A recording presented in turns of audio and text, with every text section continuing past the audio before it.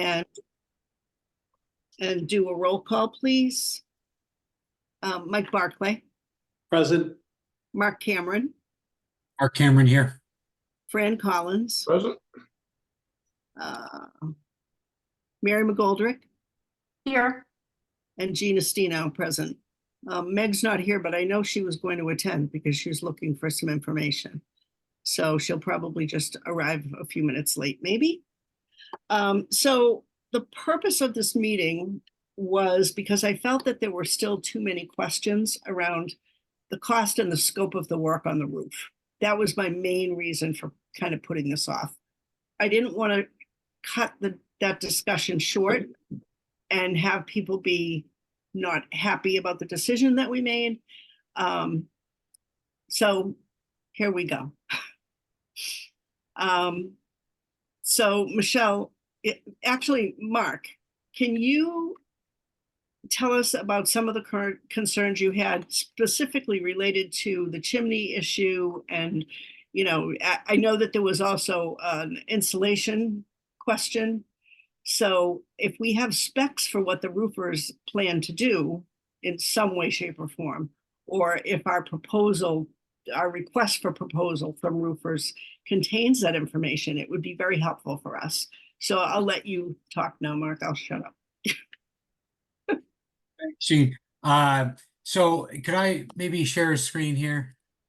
And I think Diane's in the waiting room too. So Waiting room? Okay. I think I need to be a co-host. Oh, you're muted. I'm muted? No, I was muted. Mark, you are Oh. co-host now. Okay. Let me find the share.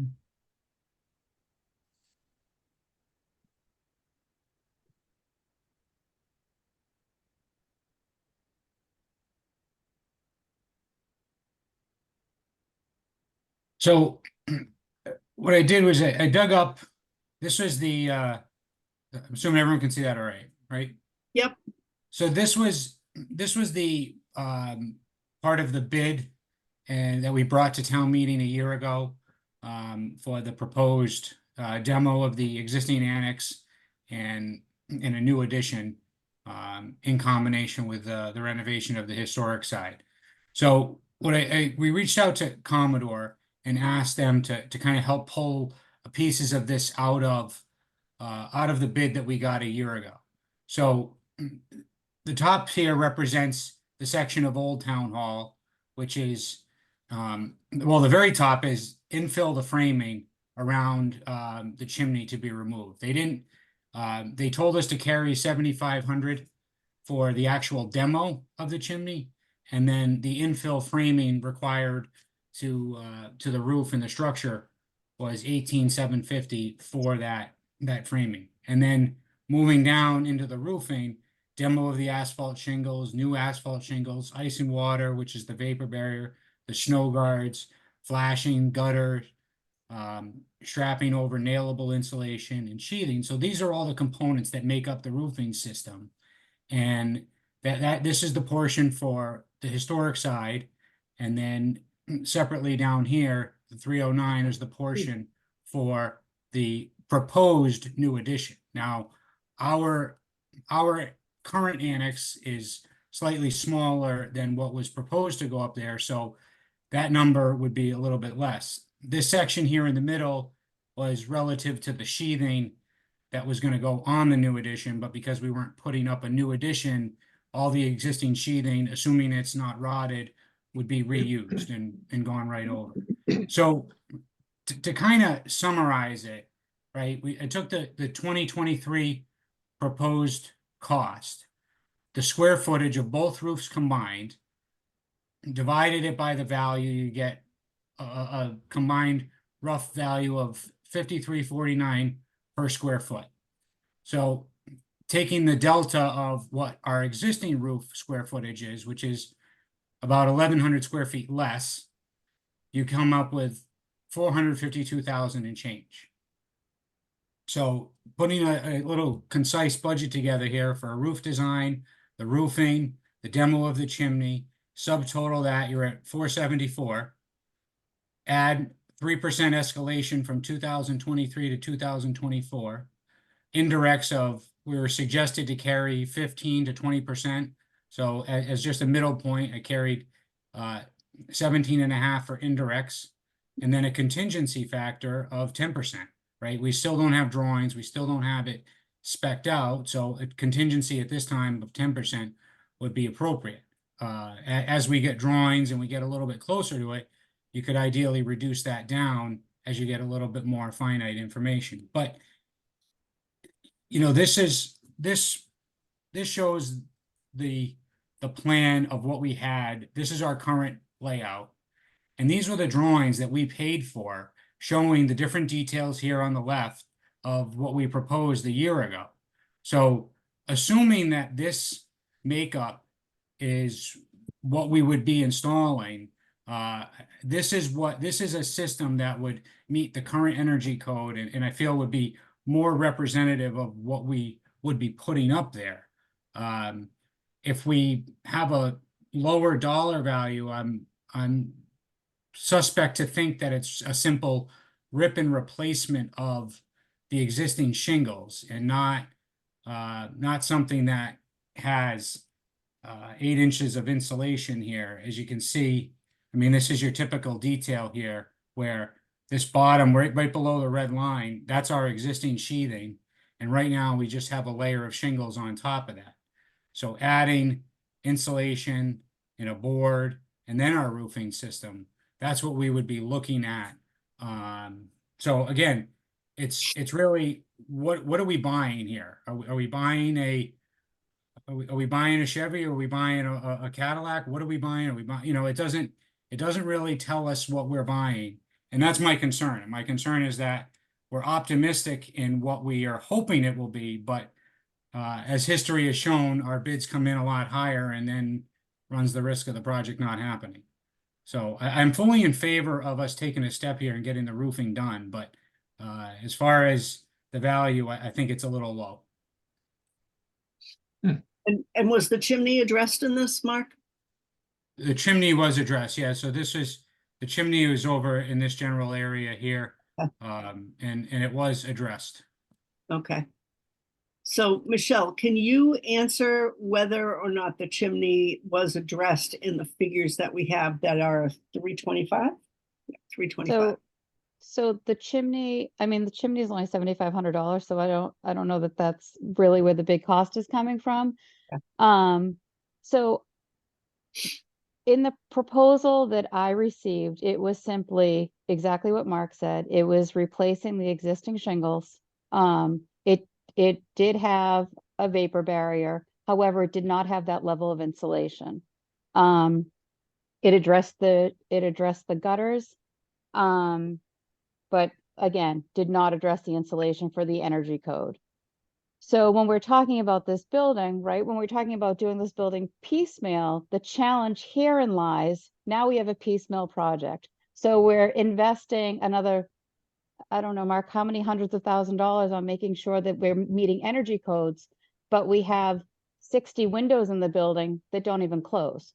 So we're meeting energy code on the roof, but yet the envelope of the building isn't even secure. So I mean, it's all in what the community really wants to do. Do we want to just secure the envelope and replace the shingles so there's no more leaks in the roof? Or do we want to go full bore and make sure it meets energy code? The original proposal that I received did not meet energy code with that level of insulation, but it did address gutters, chimney, and the vapor barrier. And did the folks that spec'd this must have gone up on the roof? They've been up on the roof. So the people that gave us the proposal are contracted with us to review all of our roofs in town. They inspect them manually, and they've inspected this several times. So that's where we got the information from. Okay. Mike? Hey, Michelle. So the current roof, the condition it's in, is it leaking? Is it, you know, because my thought is, right, if it is leaking, mold, mold's gonna pop up, like that creates a whole different set of problems that only compound the, you know, the issue. So I guess that's the big question is this sort of a critical situation where it gotta stop the leaking at all costs, and let's not let perfect get in the way of really good. Right, so, to the best of my knowledge, any leaks have been rectified. Our facilities team has patched the roof, so there's no active leaks at the present time. But there is piecemeal roof replacement up there of just, some simple shingles that have blown away over time, so that has been addressed. Okay, thank you. Fran? Two questions. Is it more or less expensive to insulate from beneath than above? And I'm looking at the ridge vents. It seems to me the ridge vents in recent years have been a weak link in roofs and leaks. Would gable end vents do just as good a job as a ridge vent? So I can only speak to what the vendor told me today regarding the insulation. In historic town hall where there is attic access, there you can insulate from below, from inside. In the annex, it's more difficult. But you don't achieve the same goal by insulating from inside as you would from doing it underneath the roof, if you will. And Mark, maybe I don't have that much knowledge about this, but just through a 15-minute conversation with our vendor today, that is what he educated me on. Yeah, and I would say those are some of the questions that would be asked, vetted, and gone through in the design process, to really nail down some of these questions and concerns like you have, Fran. Like, is there a better way to achieve, if there's issues with the ridge vent, are there better ways to achieve the insulation with the correct rating from inside versus outside? They're great questions, and that's something that really needs to be vetted out through the design process. But to replace the roof that we're ultimately going to get another 30 to 40, maybe 50 years out of, it seems like if we're going to do it, we should do it right. And if we want to do a halfway job, that's a different approach. I mean, that's you know, we talk about the windows, and hopefully when we get to the windows, we're going to take the right step there as well. But you know, for the purposes of the roof, it would be like replacing the windows with single pane windows. I mean, you're not going to take the windows out of your house and replace them and go through the effort not to spend a little bit more money and get the correct product. So, you know, and again, that's also the problem with this piecemeal approach. It's not looked at holistically. So, but I do support the effort of trying to get the roof secure, because this has gone on way too long. I just think that the value is a little bit low, and we should look at that.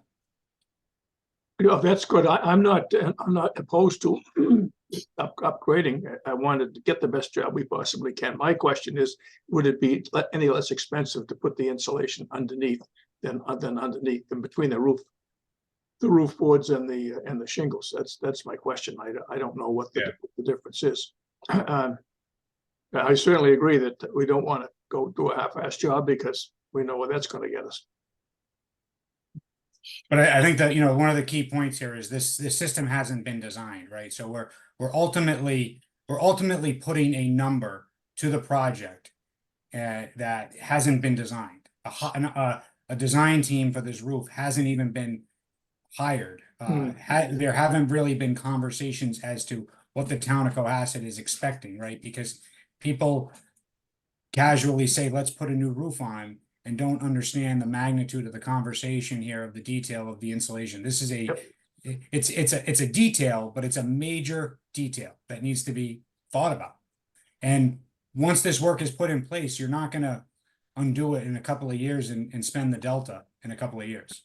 Well, it looks like we're the monies we're talking about now, $425,000, is going to be about 2/3 of what we need, is based on your spec estimate.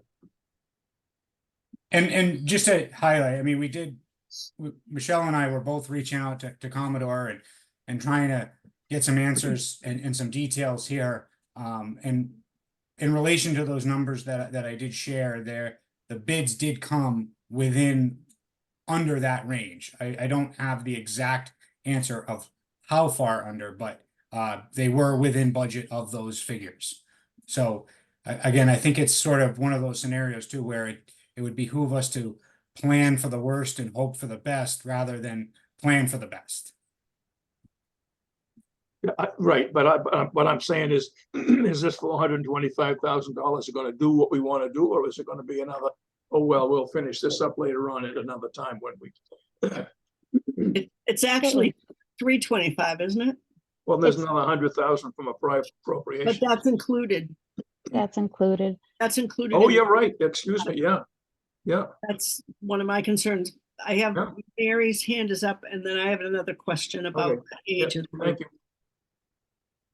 Michelle, and this may be a question for you and Chris. Can you walk us through a little bit of the timeline? With two hypotheticals. So assuming that the 325 is part of the capital budget allocation project goes through on June 3rd, what that timeline looks like and what the bid and design process and when work is anticipated to begin. And I know you don't know exactly, for goodness sakes. And just how that flows. Sure. And then eventually my next question would be, is this something that that the town would be looking to complete prior to, say, next winter? In which case, going or waiting until, November town meeting would not work out. So if you could add just a little detail there, that'd be great. Sure. So ideally, I think you'd obviously want to get the roof done prior to the winter months.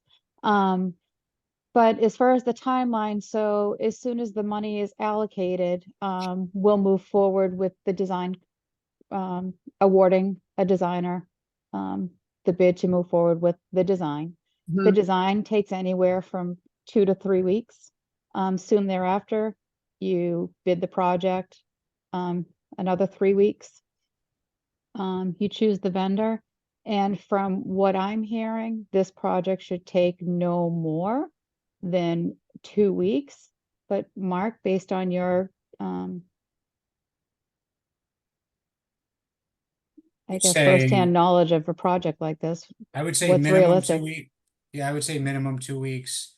Obviously you're up against weather delays, so something of this size, you're only gonna rip the areas that you're have placed in the near future. You'll probably do it in elevations, so that you don't get caught in adverse weather scenarios with no roof. right? So So- I think from beginning to end, you're talking about probably 8 to 10 weeks. Okay, so if I could throw another what if out there, and I'm sorry to deal in hypotheticals because I realize that's annoying. So say we go forward, the 325 is allocated after this bid process and we choose somebody, it's clear that that is not enough money. What are the options? So at that point, you go back out to bid. So you'd have to go to special town meeting, ask for the additional funding, go back out to bid for a project to begin in the spring. Okay, You all set, Mary? yep, thank you. So my question, Michelle, is how old are the two roofs? They're probably different Oh. ages. I'm wondering if one of them is significantly older and in worse condition. Maybe, and this is a big maybe we could break it up and do half now and half after special town meeting if we find that it's going to be more costly. It's not optimal, but it could work well. Yep. So all reports that we've read from the various town hall projects and also that EBI report from 2018 says the roof has already passed its useful life by about, I think, 5 or 10 years at this point, and that's the roof is in its entirety. So I don't know how that would work. And then also the mobilization cost of having the roofer come out just to do part of the roof now and then part of the roof later could get more costly. I like the idea of it, but I don't know that that would actually, I think it may increase the cost more than we would anticipate.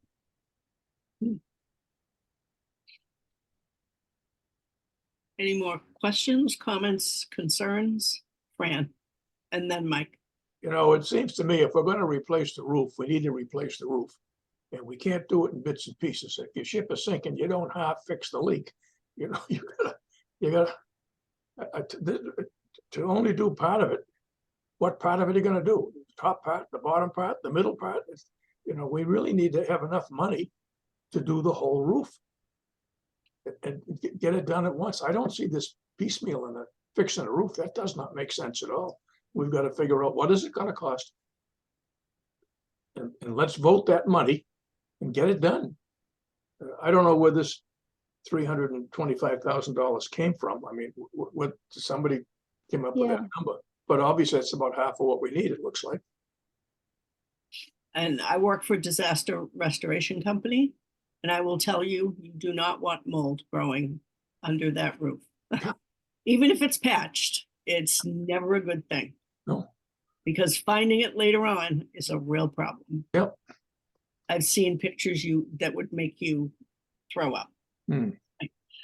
Mike, Hey, Michelle, so if we step back a little bit and we kind of look at the three pieces here, the roof, the fire and suppression, the ADA, this is all part of an effort to be able to make town hall a place where the employees can go and work every day, right? Am I correct in thinking that?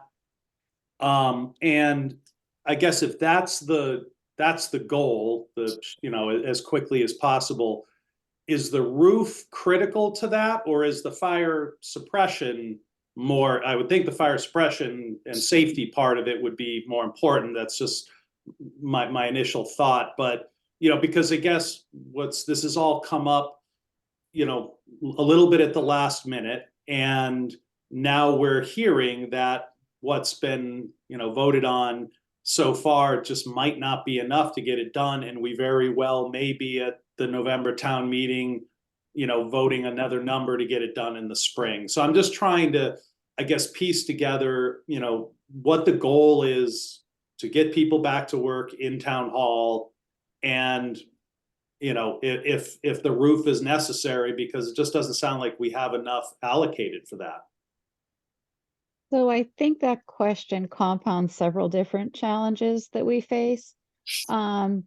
If we're to design the fire suppression system, that's strictly just a design, and it's not construction of the fire suppression system. So that just designing the system doesn't get anyone back in town hall any faster. As far as the roof, I think securing the envelope of the building makes a lot of sense, because anything you're going to do inside the building will be affected if the roof does start to leak.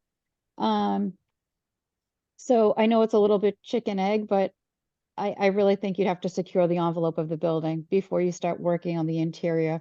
We are working on an accessibility study. We are working with an appraiser to get a true appraisal of the building, to figure out the ADA compliance piece. But to get people back in the building, I mean, people aren't running from the building because the roof's leaking. But eventually there is going to be a failure because it's way past its useful life. So I think we're just planning for that. And if we are to design the sprinkler system and start with that project, and if we decide to do something else with town hall, we may have to move some things that we've already designed with the sprinkler system. So it's a bit challenging to figure this out. So I think that's why I keep going back to just securing the envelope of the building. Yeah, no, it's a Rubik's Cube, no doubt about it. And I don't envy your position. But I guess, again, if the goal is to get people back to work, like ultimately the fire suppression system has to be in place. That has to be there. And what we're talking about with this appropriation is designing it, not necessarily putting it in, right? So even if we approve the roof at town meeting and it got finished by September, if the fire suppression system isn't there, people still can't work in the building, correct? So, Correct, in the historic building, but we have made quite a bit of concessions around the annex to put employees on the annex side. It's tight, it's not ideal. And there are a couple people working in a remote location in town, which is 135 King Street. But everyone is working in town. No one's been fully remote, so all the services are still accessible in town for the time being. okay. All right. No, I again, I'm sorry we're in this position because we've had two really great options presented in the last 12 months. So, okay, that's just my question, because it just feels like we're not allocating enough money to do the job right, or to do it so that it's permanent, or 50 years or whatever it is. And it's just a Band-Aid, unfortunately. So I'll get off my soapbox. Mark? I think Michelle hit the nail on the head there as far as, the envelope, the roof here being the primary concern, because we need to protect any further investments we make inside. And even doing the design, even doing the design of the sprinkler inside won't get us to reoccupy the annex. So I think if there's still talk about any other programming that could potentially come into the building here with a potential nonprofit, letting that marinate a little bit longer to see how that shakes out. But either way, I think maybe and I don't know how this works, in terms of which is a better path, because I think you're damned if you do and damned if you don't. But either we approve the money that's on the table, and we find out it may not, and maybe it's enough, but and maybe that's the road we decide to go, is with no insulation. Or we decide to we don't have enough money and we have to come back in the spring, and we hope that the roof makes it through the winter, and we just cross our fingers. Mary? A couple things. Brian Host does have his hand up. I can promote him if you would like to do that after you hear comments from the committee. And just for clarification, we're discussing whether or not as a committee we're going to recommend this to town meeting. Town meeting is going to make its own decision about, Right. obviously based on input, but based on the path that they would like to go down. Okay. And absolutely, you can promote Brian. Diane has her hand up, so we'll hear Yep. her. So Yeah. Thanks for catching me up. And I missed last week's meeting, so I apologize if this question's already been asked, but I know there was a discussion about the 30% of the building value triggering ADA work. Is the roof included in that? The roof is included in that. Any work that's done over a 3-year period, while the statute reads it's exempt, windows are exempt, roof is exempt. However, once you trigger it over a 3-year period, it all comes into play. So if we go over that, and I appreciate the fact that it's probably, to do the roof correctly is almost half of what the current or the 2011 value is, but if we do this work and spend the $325,000 or something, nothing's going to get triggered at that point. It wouldn't be until there was additional work added on. Is that correct? Correct. And then secondly, this is a recommendation of capital budget. If we were even to entertain the idea of wanting to ask town meeting for more money, I don't know how we would go about doing that. If we, Mark makes a very compelling case, and I think that's why we want to keep talking about this, because we know something needs to get done. We know we just have to start moving someplace, but we also don't want to do it and find ourselves caught, trapped that we haven't done it right, or that we don't have enough money to finish something. So but could we even make a suggestion to, amend this, and where would the money come from? And I'll shut up because Brian can probably answer some of those questions. You mean on the floor, Diane? Yeah, or even in our recommendation, I don't know. I've lost my sense of governance. Brian, would you like to speak to that? I will address that cautiously. Okay, Um, thank you for coming again.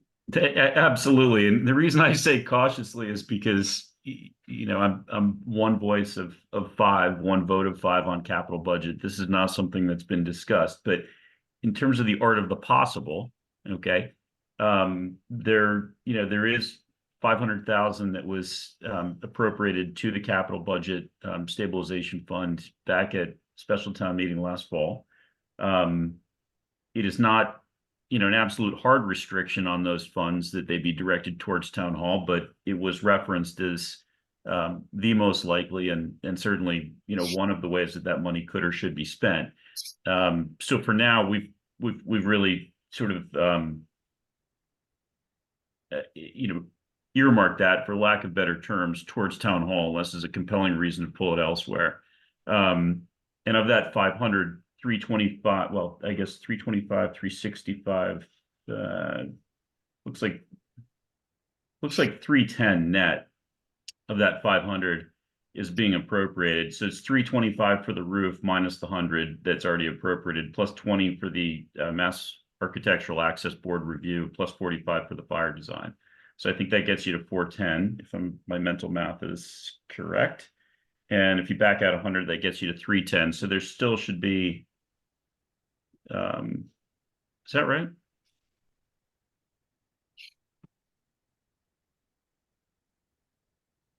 I did my math wrong. I've got on my notes here 210 balance in addition to the 225 that's being appropriated for the roof. So, you know, you could hypothetically make a motion to appropriate the remaining balance of that. I think, you know, capital budget would obviously, if that was happening, we would want advance notice of it. We'd want to deliberate it. We'd want to revote it. We would not want to be hit with this on town floor. And I can't promise you how people would feel about spending that amount. It's also not clear that, well, if you threw 225 that we've already appropriated, plus the 100 prior appropriation at 325, plus another 210, you're at 535. It's not going to cover the, you know, the project that Mark's got in front of us, but it would definitely get you closer. There'll be some pretty stiff resistance, or I should say incrementally stiff resistance, to spending any more of the capital stabilization fund. We generally target maintaining and we, you know, really, I think diligently target keeping a $1 million balance, because that allows departments to walk out of town meeting, you know, prior to receiving and literally place orders for items, right? They don't have to wait for July 1, which is when the new appropriation into the stabilization fund actually becomes spendable monies. And you can't enter into purchase contracts for things if you don't have the money in the bank. And it becomes really, really important. For example, IT, if we do a major IT rollout at the school, like Ron needs that equipment to show up when the kids leave that building, and then work diligently all summer, you know, to have it up and running before they come back in the fall. We have long leads for other items as well. So it's really important to have that stabilization fund, not just for stabilization purposes, but frankly also for working cash and, you know, for working capital issues. It's almost a stabilization fund that also serves as a short-term revolving fund, so that we can spend money the day we walk out of town meeting, and not have to wait for the new appropriation. So to make a long story short, I think you could get, you know, it's easier to talk about going up to a $535,000 level of funding on this than it is to go much further than that. And I don't think there's another 100 there to, you know, to get to where Mark's project is.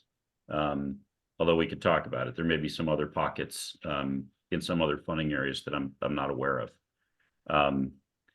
So let me pause there before we get to the roof. You know, that I think that was a question Diane had sort of floated hypothetically. Is there more funding? Could capital, you know, come up with more? You know, there is this town hall pot, and we have not exhausted it yet.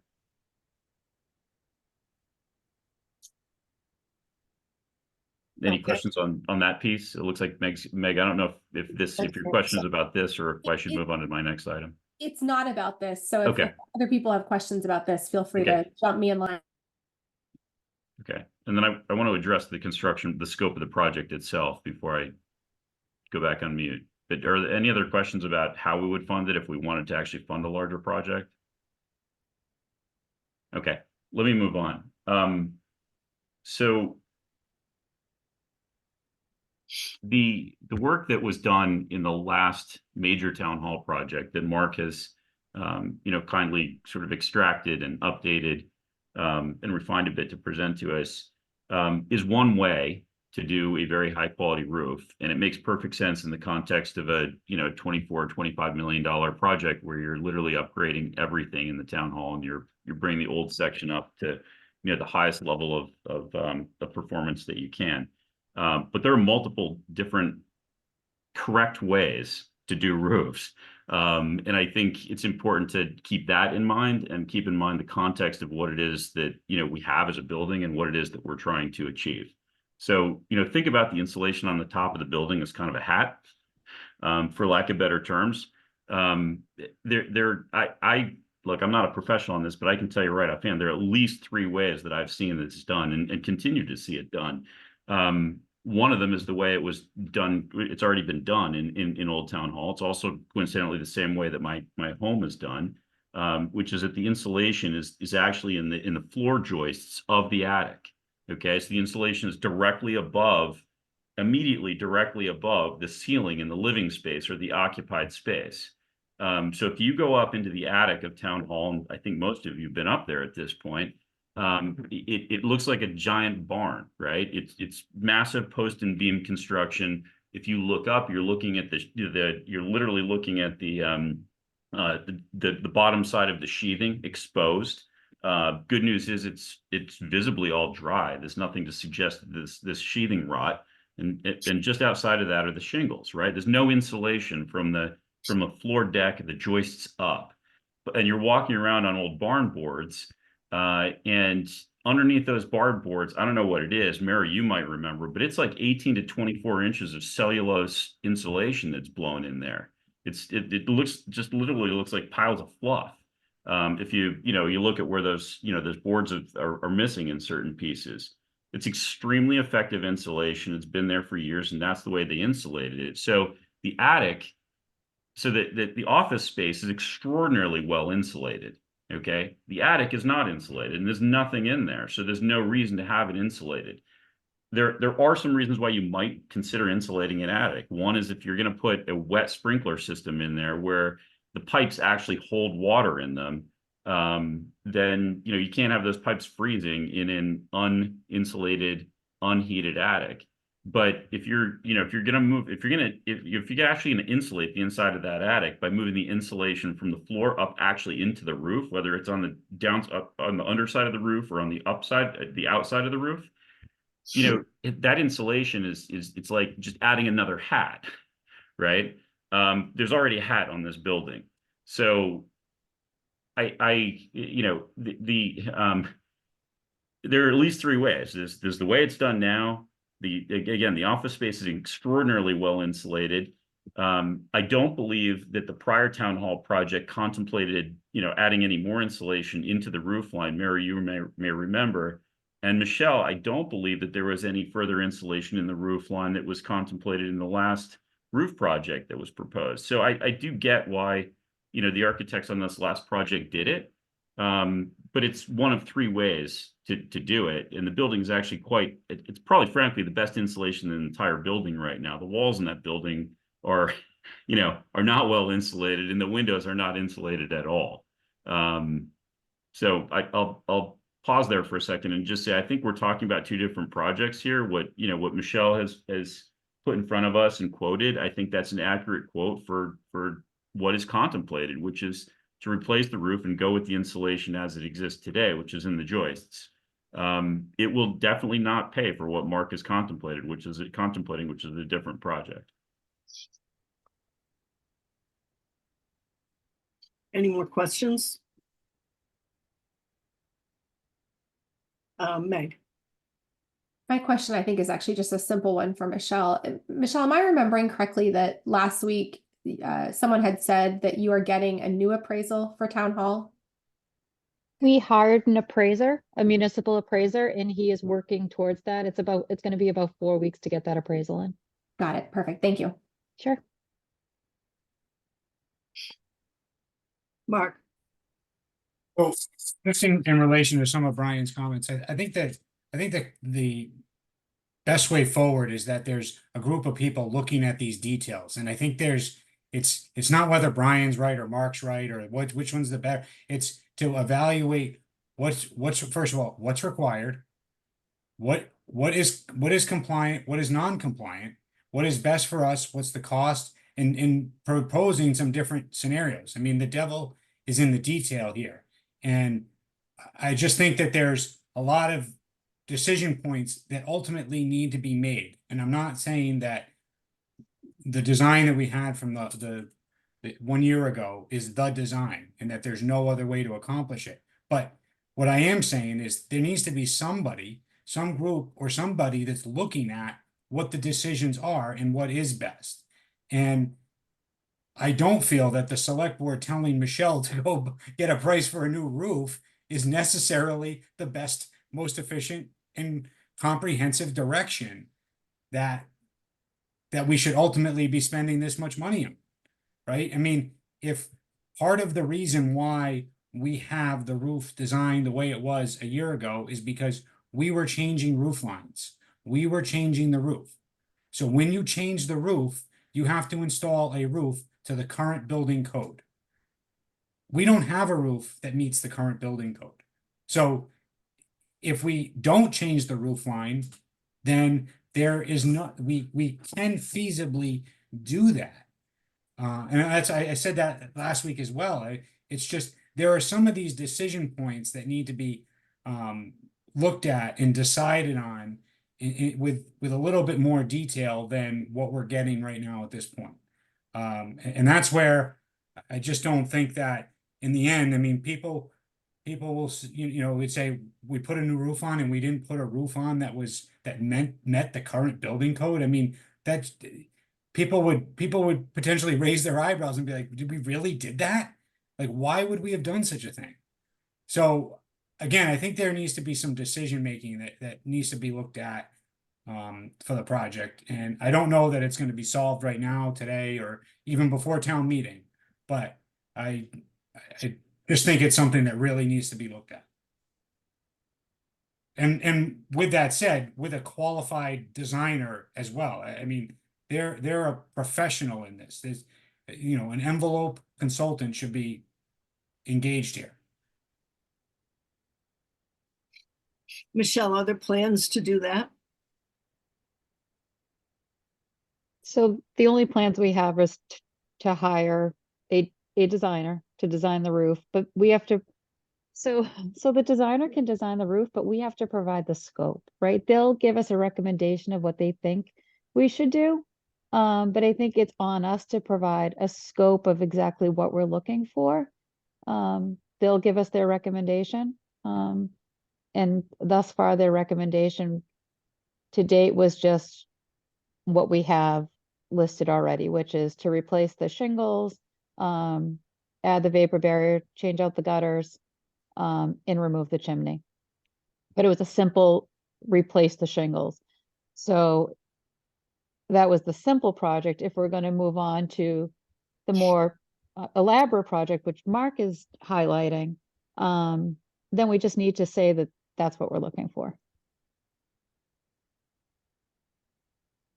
I think that they could also probably give us some options of what is realistic for us, A, B, and C, right? We can kind of have some decision points, have some conversations so we understand, right? A big part of what we went through on the last town hall version was we're never going to make Old Town Hall type. It's an old structure.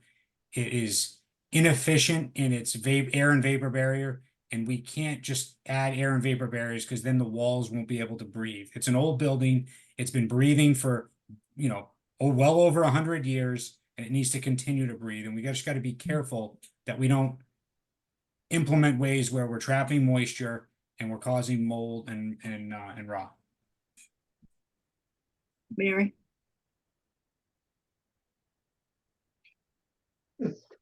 Mary? She's frozen. Mary? No, my internet is going in and out here. I'm assuming you can hear me now. Yes. So it seems like there is more than one way to do this, and there's more than one way to do this appropriately, right? It's deciding the scope is what will obviously be key, as Michelle said. I, speaking into a big vacuum, but would just urge for the next 2.5 weeks as we get ready for town meeting that, I mean, Michelle, obviously you, Jason, anybody else involved on the town side, the select board, there's just some really good messaging and work behind, because some of these questions are certainly going to come up. And especially since it looks like the citizens petition might be pulled on town floor. I mean, these will all be conversations once again about town hall. So please know that we so appreciate everything that you are doing and have done on this forever. But it's just really urge some clarity around it, because it gets muddy really quickly. Okay, so are we ready to vote on this, or do we want to break it up into the prior appropriation for the plan and specs? I don't even know where to go from here because it's such a complex question. Fran? No, I'm afraid that we're voting on something that we don't know what we're voting on. And I think Mark's comments hit the nail right on the head, not to make a pun, but this is an old building and it's got to be properly maintained and properly fixed. And I was looking at some construction projects yesterday in Cambridge with one of my sons, who's a developer in there, and the rules are changing all the time. We really need to know what it is that we're going to spend money on. We know what we have to do, but we have to know what the cost is. And just to vote on a number, that doesn't really give us the answer that we need. And it looks like the number is half of what we need, or Maybe, somewhere in the middle. maybe. I think Mark's observations were 100% correct. We need to get some good information. How we get it that's the next question. Right. Mary and then Mike. I would just maybe suggest that we vote on items 25 and 26, if we're in agreement with that. And if we wanted to make a statement or speak to item 18, and just, I think obviously everybody's in favor of tackling the roof project. Absolutely. Maybe and that would be an opportunity, for somebody to speak to that on town floor. Okay. Mike? Mary said essentially what I was going to say. Okay. All right, so we're not going to take action tonight on this. And I would guess that we're unanimous in that. So if somebody could move that, I would appreciate it. Pending further information. Do we need to move an item that we're not going to vote on? Do we need to? I mean, if we're moving items 25 and 26, I would certainly make a motion to do that. But do we need to move 18 if we're not speaking to that particularly? I was thinking more move to not take action on that part. I mean, we could just leave it as it is and not take any action on that part, and hopefully there'll be more information forthcoming, but. Well, at this point, our recommendation on those three is not in the warrant and will not be, so. Okay. So, Mike? Yeah, I was just going to say, I mean, since it's not in the warrant at this point anyway, exactly. but I do think if it's being put before the town, that as a committee, we have to make some recommendation, even if that's a no action. So I think that might merit a kind of a motion in a second and then a vote for no action. I don't know, Diane, do you have any thoughts on kind of procedurally? Yeah, that was my suggestion, but I also just want to say, and I agree with that course of action, but I also want to say that, you know, again, if this fails at town meeting, no, I know what I was gonna say. What Jean said is, I don't think we're gonna get any more information. This is the plan that's been presented, and to Mark's earlier point, you know, what we're missing is a full comprehensive understanding of what our options are, because we just have this one option in front of us. So I don't think we're going to get any more information on this proposal and this project. So, you know, so then the question is, do we take a no vote to not recommend, or do we take no action? And either way, we're going to have to describe our position, but I don't think it has anything to do with more information, because I just don't see it forthcoming. Okay, Fran? Yeah, I could say we could take no action pending more information, but the bottom line is here, who made the plan? Where did these numbers come from? Who developed this? And why aren't they here to support whatever they came up with? You know, I have no idea how they came up with a number like this. I don't know what they use for price per square. I don't know what they use for, you know, we really don't have any, somebody just picked a number out of the air and we don't know where it came from or who developed it. I thought Michelle had a bid. I thought Michelle had gone out and had somebody look at the roof, and this was an actual bid for 285, and then there was a contingency put on top of it. Am I correct? Is that correct? So yes, that is correct. All right. And we've also compared this with other projects that have gone on in our area and the square footage cost. But once again, it comes down to the scope.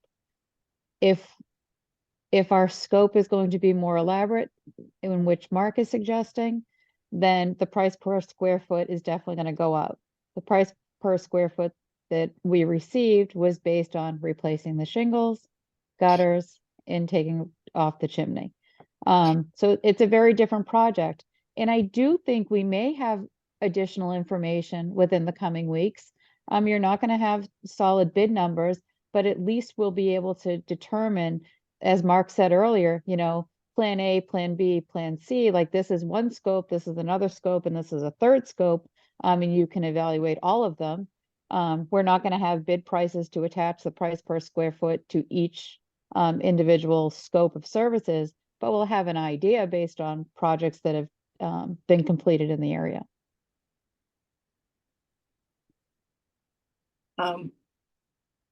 Mark? Procedurally, maybe if I could recommend that we provide some sort of recommendation at town meeting as to why we didn't vote for this, but maybe recommend that there's some value here spent, because the worst thing is we don't do anything, right? So if we can make sure that some of this money here, because there's clearly enough money to advance this with a design, and the design is step one, and maybe it's simply we need to vet this out, we need to proceed with the design, we need to understand the potential rough estimate costs of options A, B, and C, or whatever it may be. Maybe there's only two, I don't know, but go through that with the designer, and then make sure we have the design money here in annual town meeting, and then come back in the November town meeting with a budget and a full project budget to complete this. And just, you know, again, hope that we make it through the winter. I mean, it's not, as we said, it's not leaking right now, when we understand the importance of getting to this before we start having some significant problems. So maybe if we could craft that together with however it terms in terms of a recommendation, a non-recommendation, a no vote, with with a narrative statement that we deliver at town meeting as to what we do recommend, the way we do support this moving forward, because we all on this call want to see something happen, and we don't want our no vote to be misconstrued as we don't support this. And we also don't want a yes vote to be misconstrued that we do wholeheartedly support this, not understanding the details of what options are available to us. Exactly. Diane and then Brian.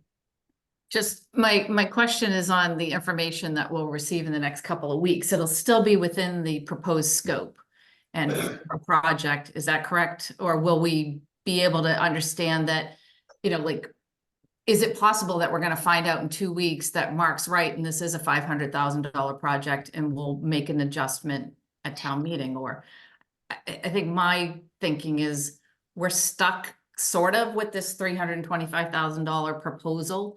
And yes, we may get more information about how that's gonna pull together, but is the scope gonna change between now and town meeting, which is in 2 weeks? So I think that is exactly what would change is the scope. Okay. Because the scope that we had outlined originally was just replacing the shingles. If we're now gonna go into this installation and how this is done, I think that's where the scope significantly changes. Okay. So I don't know where to go from here. Well, just really quickly, so, you know, maybe we just defer. Again, the warrant's out, so maybe we just defer to, have more information. The select board will likely have the information before us. And, you know, there may be a pivot in the motion. So I don't know, that's. We will have another opportunity to vote on this. I am going to post a meeting for 6:30 on the night of town meeting to hear information and possibly take action on items that do need action. So there is an opportunity, Michelle, for us to do something here other than just defer and put things off. I mean, we don't want to keep putting it off and putting it off because it's just not a good look, and it's not a good plan because it's like having no plan. So if I just can say one thing, so Mark and I both reached out to Commodore today to get some additional information. And I think if we continue working together on this over the next week or two, I think we may be able to figure out scopes A, B, and C and see if we can attach some pricing to it. Mark, do you think that's realistic based on the information that we have? And I think also maybe if we can connect with some folks and understand what our reasonable options are in this scenario, right? I mean, it's you know, we want to make sure that we're not doing something that we would have to redo. So let's yeah, I mean, we can see what more information we can get over the next couple of weeks, and we can also kind of draft a statement that maybe we could approve before town meeting as a statement from the advisory committee. Okay, and we do have the opportunity to do that on many different portions of the budget and the warrant. So that's all good. Mike? Brian's had his hand up longer than I have, so I would defer to him and then speak after that. Okay, I was giving the committee the opportunity to add comments so that Brian could do an overall on everything that comes up.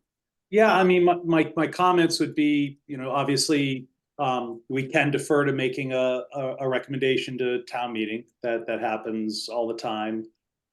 It's you can't, though, in a motion, at least unless things have changed, you can't really offer a menu of items. You've got to have a recommendation and put that forth to the town. So, you know, in trying to find out all, you know, A, B, and C, I don't even know if there is an A, B, and C. It sounds like there's an A and a B. You know, we'll need to see those, talk to other people about it. Capital will probably want to, you know, opine on it. You know, if we're going to have some kind of recommendation, for a town meeting, because like Mark said, we all want something to happen. And it needs to happen sooner rather than later. Right, Mary?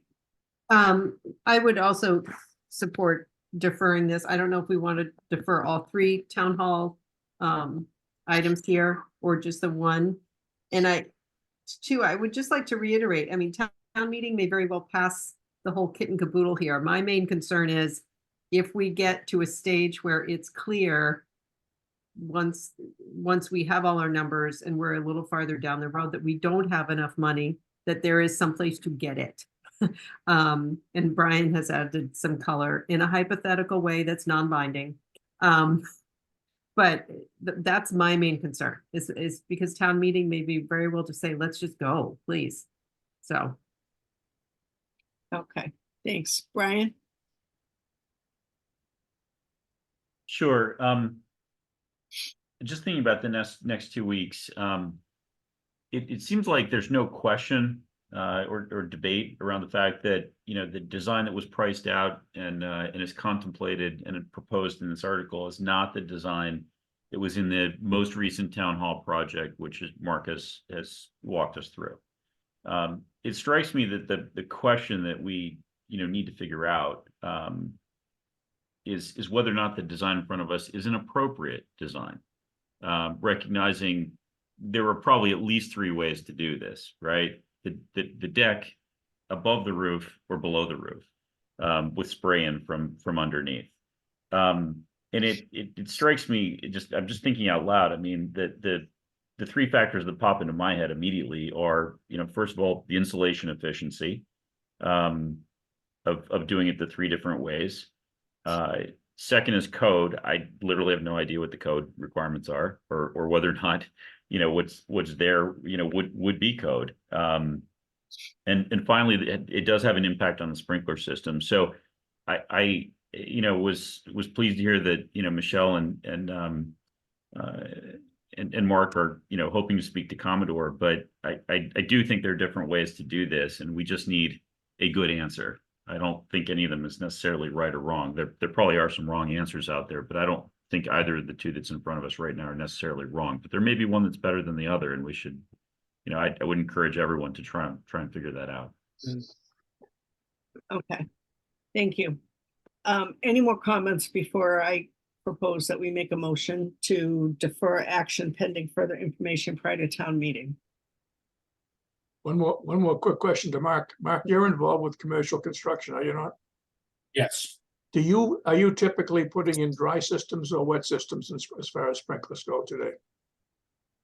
We're typically putting in wet, unless Wet, it's that's a good. dry system in a data center. Yeah. Or you know, again, like in an unconditioned space, which is typically a parking garage. It's usually not attic spaces within the building. Yeah. Again, this is sort of an unconventional. I'm not typically working on 1800s historic town halls, but it's unique in that sense. It's a unique building. So again, I'm not suggesting that there's any one particular way I want to see it done. I want to stress that there's options in which ways this project can be approached. And I think that people have the right and understanding to know what that detail is, not just a roof. And I think that we just need to do a little bit more due diligence there to be able to communicate that to people so that they know what we're getting. What do we need and how much is it going to cost? That's what we need. Right. Okay, so are we ready for motion to defer? Go ahead. So I would suggest that if someone could make a motion to defer action, this is on number 18. To defer action pending possible further information obtained prior to town meeting. So moved. Second. Who seconded, please? Mark. Okay, and now we need a roll call, please. Mike Barclay, Mike Barclay, aye. Mark Cameron, Mark Cameron, aye. Fran Collins, All right. Diane Kennedy, Diane Kennedy, I. Mary McGoldrick, Aye. Meg Wheeler, I am abstaining due to a conflict of interest. okay, and Gina Stino, aye. Okay, thank you. So the next item is number 25. Ass- Access assessment of 41 Highland Avenue. Anybody have any comments on that? Okay, so do we, Okay, yeah, Go I ahead. was just gonna say, I support it. I support 25 and getting the understanding what accessibility hurdles we have to overcome. So I do think that's an important one that we should, instead of us just talking hypothetically, be able to understand exactly and definitively what we're up against. right, and it's just Check an. those off. It's just a study so that, and It's again, not it's a a huge study so we amount. can put a list together of what we need to fix. And there may be some potential items on there that reasonably cannot be fixed, and we could seek a variance on those, and some that would not be best categorized as a variance and deemed to be corrected. Okay, so do I have a motion to recommend project number 25 of the capital budget plan? So moved. I don't know who that was. It was We Mary. had Mary and Mark, or Okay, Mark and Mary, either way. okay. Roll call, please. Mike Barclay, Mike Barclay, aye. Mark Cameron, Mark Cameron, aye. Fran Collins, Aye. Diane Kennedy, Diane Kennedy, I. Mary McGoldrick, Aye. Meg Wheeler, I am abstaining due to a conflict of interest. and Gina Stino, aye. Okay. And then project 26, fire suppression and alarm upgrades. And that again is not a huge dollar amount, but it does speak to plans and specs for 41 Highland. Any questions, comments? Mark, No numbers associated with that, $45,000. 45,000. I guess my comment would be at this point, it's why are we doing a study when we don't know, when it's not really realistic to think that we're actually going to do the work that comes out of the study. You know, we've got the issue of tipping the scale in terms of the assessment. I mean, until we understand some of these components, we've got the lack of clarity on what's happening with the building overall. And I just, to install a fire suppression system and a fire alarm system in both buildings, a lot of wall ceilings are gonna need to be opened up to implement this work, and I don't think that it makes sense to do that several times.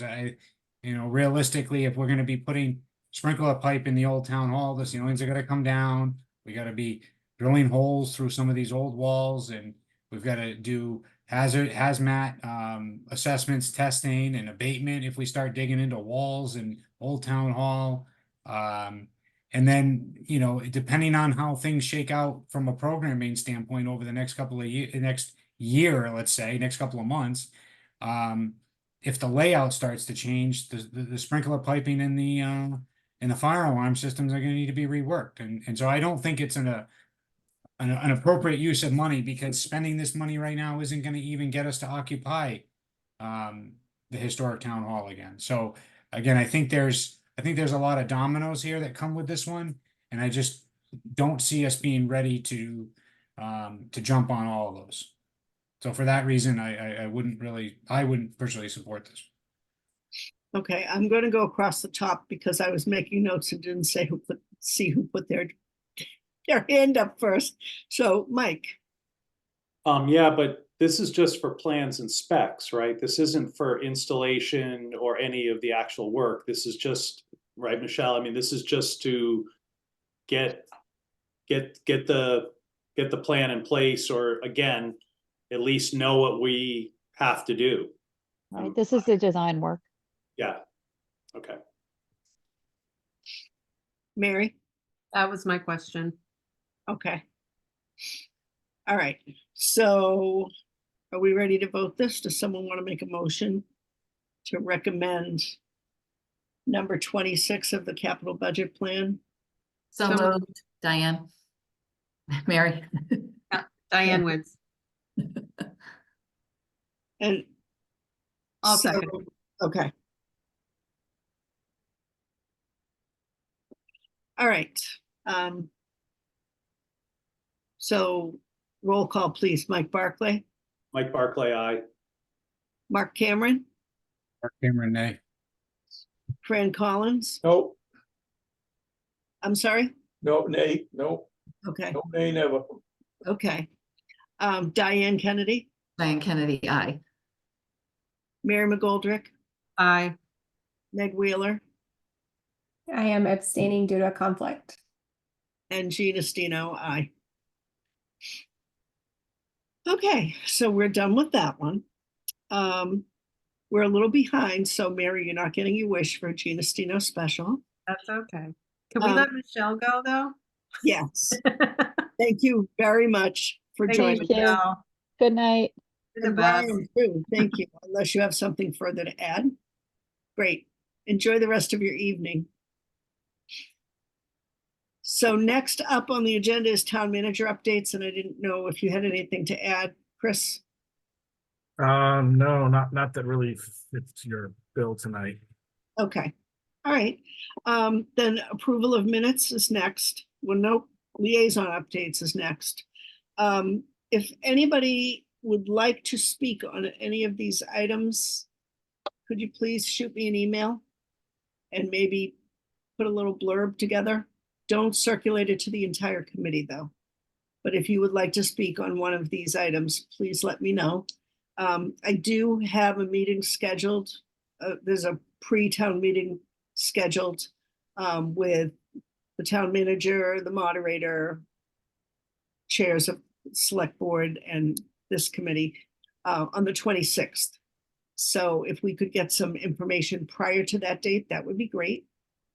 Feel free to volunteer, please, because I'm not getting up and justifying everything. I don't have as much experience as many of you do.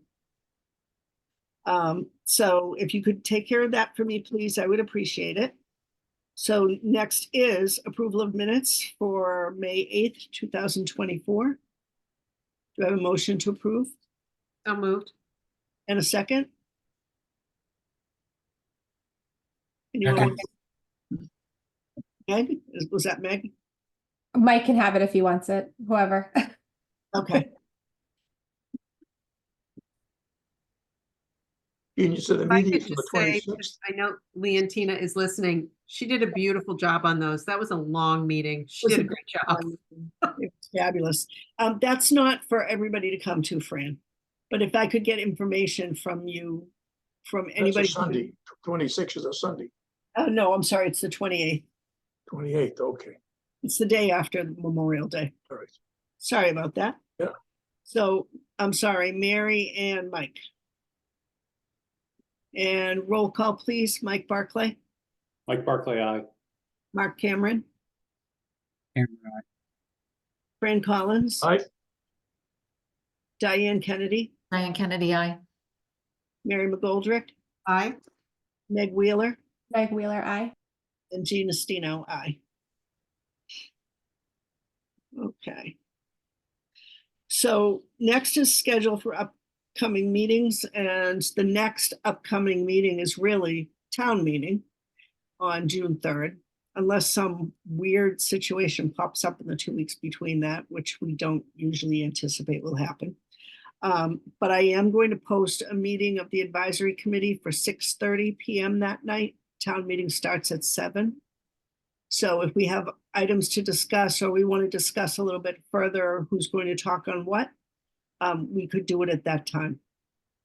So if you mark your calendars for 6:30, I would appreciate it. And Just sorry, a quick question. Should we receive any more information about item 18? Can that, I'm assuming that can just be circulated but not discussed among the committee? So we would Yeah. come to that 6:30 meeting with a little more intel. Exactly. Okay. Exactly. Okay, so, and then just under topics not reasonably anticipated, I did anticipate it, but I didn't know I was going to throw it in here.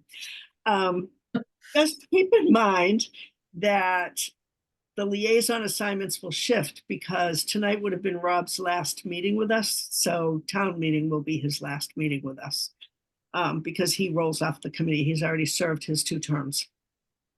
So we will need a new secretary. That job, thanks to, as Mary noted, Leontina's fabulous minutes. It truly is, it's a title that reviews minutes and make sure that the website, the town website is updated and that our meetings are posted. And she takes care of that also. So it's really, it's not a heavy lift. So if someone would like to volunteer for that after town meeting, we will discuss it at our first meeting after. Let's see. And I think that that's it. There will be 2 liaison openings, although one of them is capital budget. And Mike, you're already on that, so you may want to just continue with that and just not have a second person. The other is a select board, liaison to the select board. So think if it's something that you might be interested in. You don't have to watch every meeting while they're meeting. They are recorded. So if there's something that's on their agenda that piques our interest, one of us should maybe participate by watching. So if anybody's interested in that position, I would be very grateful. And then if nobody else has any, Diane, did you cough? I see. No, sorry.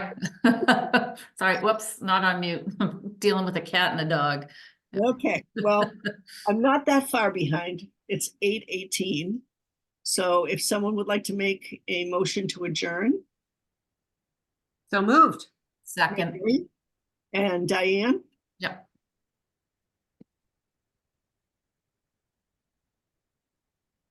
and that's adjourn at 8:18 p.m. Thank you very much, everyone. I will take a roll call vote now. Mike Barclay, Mike Barclay, aye. Mark Cameron. Mark Cameron, aye. I keep trying, stumbling over Rob Hillman, sorry. Fran Collins. Aye. Diane Kennedy, Diane Kennedy, aye. Mary McGoldrick, Aye. Meg Wheeler, Mike Wheeler, aye. and Jean Ostino, aye. Everybody, we'll Bless see you in a couple of weeks. Chris, can you hang on for 1 sec? I can. It's not private, so anybody can listen to this. Thank you.